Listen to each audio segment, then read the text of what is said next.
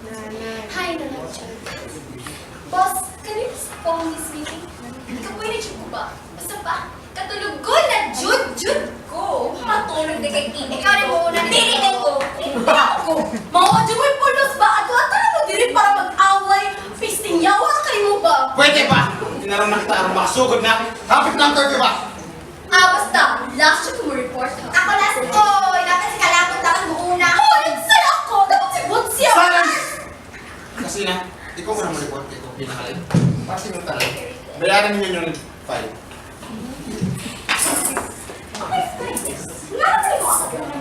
Always ready man ko. Dili kayo na uban sila. Karoon na magpatay. Siyempre, champion jud ko. Envy is now ruling the world. Tanaw ang mga nakita mo sa Bakayan Angels. Di ba na mismo ang hell na nagselo sa Ginoo? Why did King Herod kill all those babies during the birth of Jesus? Kay tungod, nasina siya sa usa ka bata na mubatok sa iyang pagkahari. Ang mga kabataan, nasina sa mga kabataan. Ang mga babae, nasina mismo sa lalaki. Ngomit ang nabuuna ang mga kanang mga natumboy-tomboy, churba earth, o daghan pa og mga kasinat sa kalibutan. Mo na summarize lang ako sa usa ka sentence. Envy is alive, well, and kicking sa Excellent, Jenny. Very good. Boss, mali ka daot mo ba? Nagdali ka first basta ako ang report. Mao na, gidala na ako sa kampon. He is my number one alalay. The demand is high for this person. Busta, hawad kay siya. Please welcome everyone, Tatoy Garbo. Since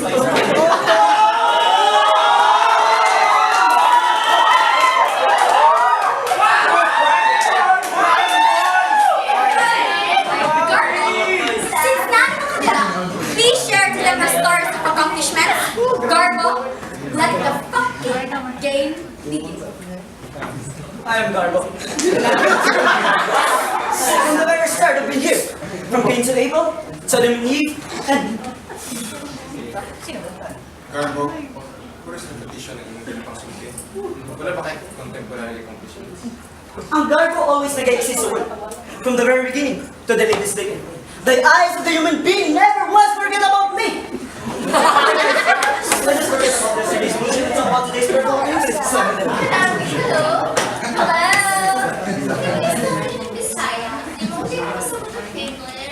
Isa ba ito ng suwangon? Excuse me, guy. Pag-tabi siya muna si Garbo, pag siya naman gana siya. Ako ba? Sige na nga, Butse. Sige na, Garbo. Patayin sa mga report. Di ba? Ang World War I at World War II nag-umpisa dahil sa malaking garbo ng presidente ng Amerika, Europa at Asia. Nisa sila, di nakipagkumbaba dahil sa pride. Oh, sino nangyari sa tanong namatayan? Di ba libo-libong mga sundalo, ina, ama, anak, mga sibilyan? Yan ang sinasabi kong resulta ko ngayon sa las. Yan ang tinatawag na garbo.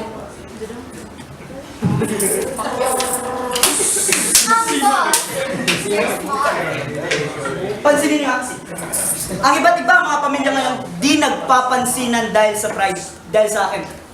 Ang mga taong nagpapakristyano ay sa pagtalikod ay puro chismis at intriga. Masasabi ba natin totoong kapatiran ng pamakasin mo? Ako si Garbo, the one that rules in every evil's heart. Garbo, Garbo. Butse, paliw ko ang political. Sumod sa imo, Garbo. Ang katakutan sa kanila ng sa lalaki. Gawang nagtawag kinig.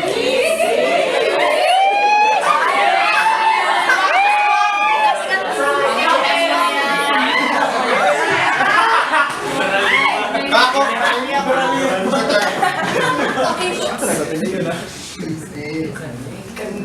Ang naapaliti sa kalibutan. Nagburot ng mga tiyan sa mga tao tungod sa kahakot.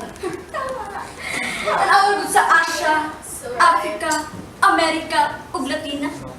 Pati hilak sa mga tao dito tungod kay wala sila yung makap.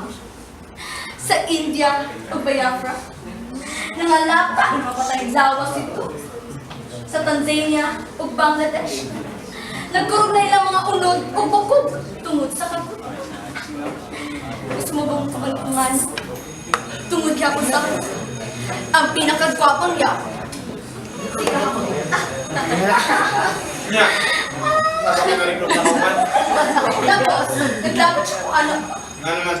Alam mo, pati iinom og kaon sa kong assistant. Naitang sa hospital tungod sa kalibang. Pero boss, don't you worry. Sa sunod na meeting, naano dyan sila.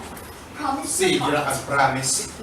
But boss, kapag ka, promise na sir meant to be. Plus katon pala mo ilong karon. Hilo mo gubin ape, wala mong kape. Eh, joiners. Ano ba gusto mo din? O, hilo karon. Sama pe. Kalagot. Padayon sa mga report. Kailangan mo eh! Ano ko ba tayo? May ko ready? Ton ko ng agtang karon.